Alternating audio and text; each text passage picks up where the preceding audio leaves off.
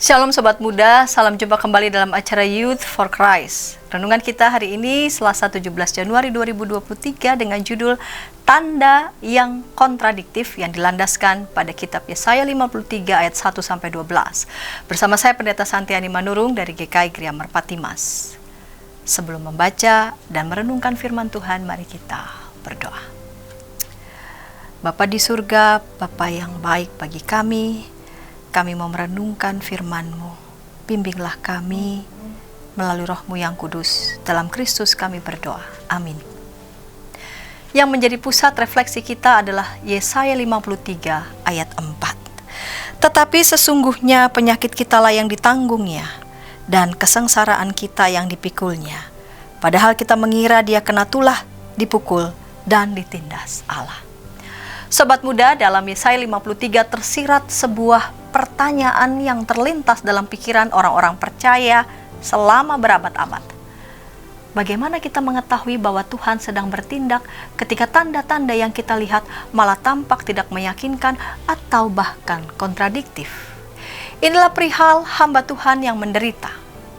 Ketika tradisi kesalehan Israel menggambarkan ajaran Tuhan dengan aspek-aspek yang menarik, misalnya Mazmur 19 ayat 10, ia justru tampil secara tidak menarik. Ketika sejarah Israel bersaksi tentang Tuhan yang berkuasa atas segalanya, ia justru direndahkan. Ia menderita akibat dan karena kesalahan orang lain. Secara misterius, menurut Nabi Yesaya, beginilah rencana Tuhan akan terlaksana. Apa nilai dari penderitaan hamba Tuhan ini? Bagaimana ia bisa membebaskan orang lain? Bukankah kejahatan harus dihukum sesuai dengan undang-undang yang berlaku? Bagaimana seorang hamba yang menderita dapat mengatasi semua persoalan ini?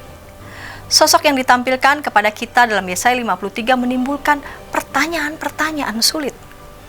Youth, di tengah-tengah situasi yang sulit diperbaiki dan pengalaman penderitaan yang sulit kita mengerti, kita memerlukan campur tangan Tuhan.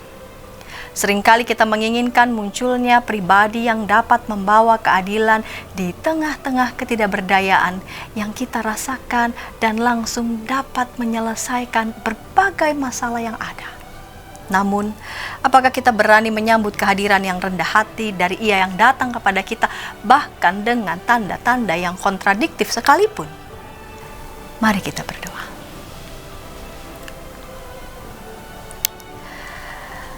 Bapa di surga, tolong kami, agar kami bisa menemukan kehendak Tuhan dalam setiap peristiwa yang kami alami. Kami dapat terus berelasi dengan Tuhan, makin hari makin baik, makin hari makin intim. Sehingga dengan demikian kiranya kami boleh dengan gembira, dengan sukacita melaksanakan tanggung jawab yang masih Tuhan percayakan kepada kami. Dalam Kristus kami berdoa. Amin. Demikian renungan kita hari ini. Tuhan memberkati.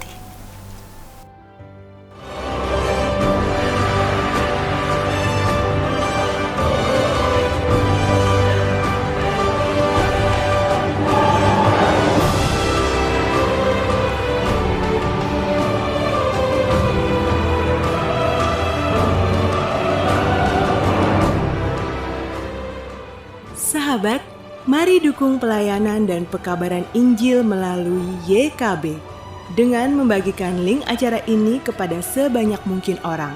Dukungan juga dapat saudara lakukan dengan mentransfer dukungan finansial ke rekening BCA ke nomor 450 305 2990 450 305 2990 atas nama Yayasan Komunikasi Bersama.